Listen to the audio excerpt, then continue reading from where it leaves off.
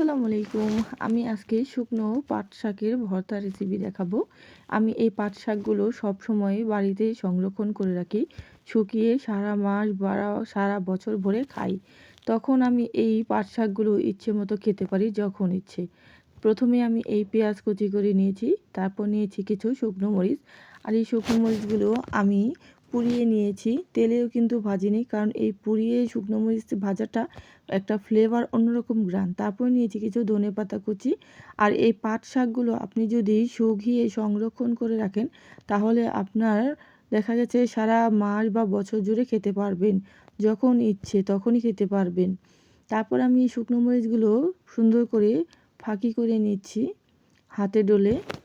আর এই পুরো শুকনো মরিচগুলো দেখবেন, পুরা যে শুকনো মরিচটা আমরা করি ওটার একটা ঘ্রাণ কিন্তু অন্যরকম। আর সেই ঘ্রাণেই দেখবেন ভর্তাটা বানালে একদম ভালো লাগবে।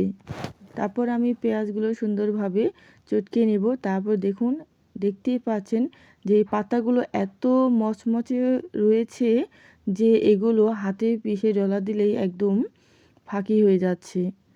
আর এগুলো আমি ফ্রিজে রেখে দেই, মাঝে মাঝে রোদ দিয়ে আর কি, যখন আমি ভর্তা বানিয়ে খাই তখন একটু রোদে রেখে দিই, তারপরেই দেখবেন এগুলো ফাঁকি হয়ে যায় সুন্দর।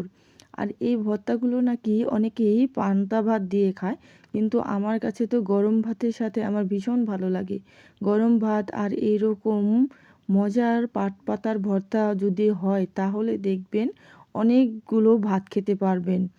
আর যখন দেখবেন কিছুই ভালো লাগছে না, এরকম পাট পাতার ভর্তা বানিয়ে খেয়ে দেখবেন যে কতটা স্বাদ লাগে আপনার জিভে।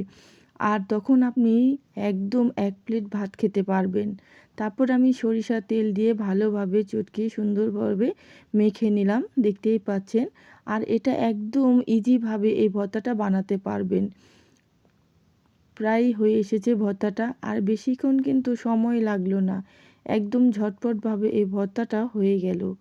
দেখুন ভর্তাটা, কালারটাও কিন্তু ভীষণ ভালো হয়েছে। সরিষার তেলের জন্য একদম কালারটা আরও বেশি ফুটে উঠেছে। দেখুন হয়ে গেল।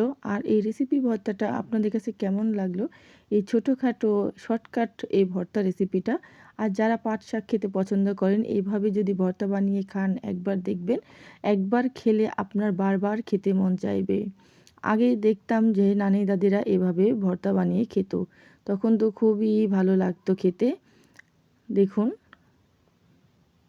আজ যেখান থেকে এতক্ষণ পর্যন্ত আমার ভিডিওটি দেখলেন, সবাইকে অসংখ্য ধন্যবাদ জানাই। আর এভাবেই পাশে থাকবেন। আর যদি ভিডিওটি ভালো লেগে থাকে তাহলে লাইক কমেন্ট করতে ভুলবেন না। সবাই ভালো থাকবেন, সুস্থ থাকবেন। আল্লাহ হাফিজ।